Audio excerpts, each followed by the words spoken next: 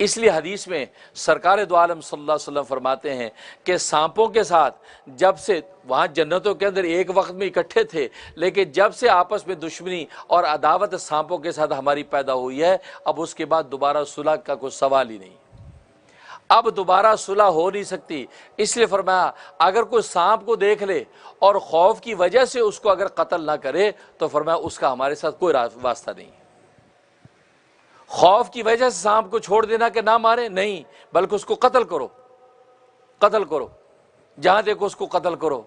लेकिन जब आप मदीना तैयबा में आए और मदीना तैयबा में बहुत सी जिन्नात जो है वो नसीबीन के जिन्नात मुसलमान हो गए, और जिन्नात भी चूंकि सांपों की शक्ल में फिरा करते थे, तो अब नबी करीम सल्लल्लाहु अलैहि वसल्लम ने फरमा दिया कि अगर तुम सांप को देखो तो 3 मरतबा मोहलत दो, 3 मरतबा उसको छोड़ दो। कहा कि अगर तू जिन भूत है तो तू गायब हो जा, चला जा, वरना हम तुझे कत्ल कर देंगे, फिर तेरा खून हम पर माफ़ है।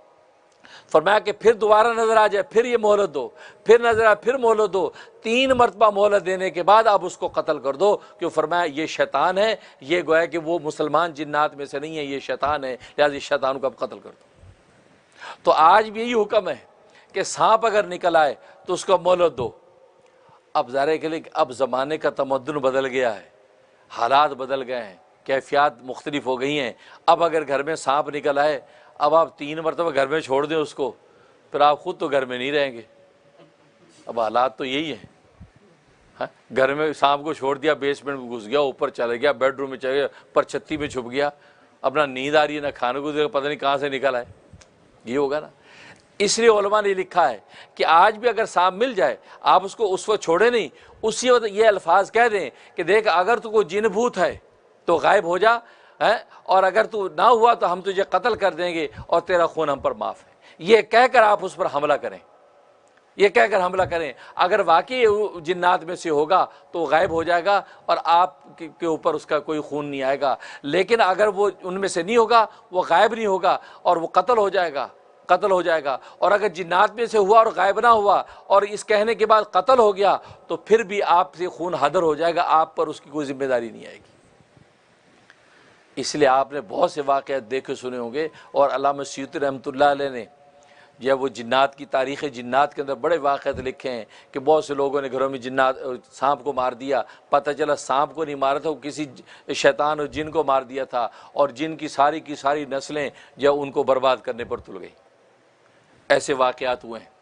तो ये गांव बस्तियों में शहरों में ऐसे वाक़यात होते रहे। तो इसलिए फरमाया कि अब सांप जब निकले तो 1 मरतबा मोहलत दे दो कि अगर तू जिन है तो गायब हो जा, वरना तुझे हम कत्ल कर रहे हैं और तेरा खून हम पर माफ़ है। ये कह के आप उस पर हमला करें और उसको कत्ल करें। लेकिन नबी ने फरमाया हमारी अब इससे सुलह नहीं हो सकती, सांप से अब सुलह नहीं हो सकती। इसलिए हदीस में फरमाया कि 1 मरतबा आपने जो अपने जूता मुबारक पहना तो उसके अंदर बिच्छू था, बिच्छू ने आपको डस लिया, आपने फ़ौरन पाँव खींचा, उस पर आपने जो है वो नागवारी का इज़हार फरमाया कि ये बिच्छू ऐसा मलून और ख़बीस है कि नबी और गैर नबी में भी फ़र्क नहीं समझता।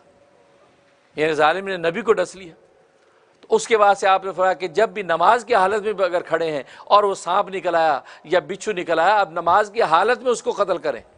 नमाज में की हालत में कत्ल करने का मतलब ये, अब बिच्छू निकला, अब आप जो जूता उठाएं, डंडा उठाएं और जाकर उसको मार दें। मारने के बाद उसको अपनी जगह पे फेंक दे और फिर जिस जगह से नमाज छोड़ी वहीं से कंटिन्यू कर ले। यानी अल्लाह तबारक व तआला ने कितना बड़ा इनाम कर दिया कि उस बिच्छू को मारने में आपका टाइम लगा, तो फरमाया कि वो आप उस वक़्त भी नमाज की हालत में ही हैं। ये नहीं कि आप ये सोचें मेरी पहली रकात ख़त्म हो गई लिहाजा मैं नए से शुरू करूँ, तो फरमाया कि नमाज आपकी वहीं से कंटिन्यू होगी। यानी इतना बड़ा इनाम। तो इसलिए फरमाया कि सांप और बिच्छू ये बदबख्त हैं, इनको जहाँ मिले फ़ौरन कत्ल करो। इवन फरमाया नमाज की हालत में भी देखो तब भी माफ़ ना करो, फ़ौरन उसको कत्ल करो।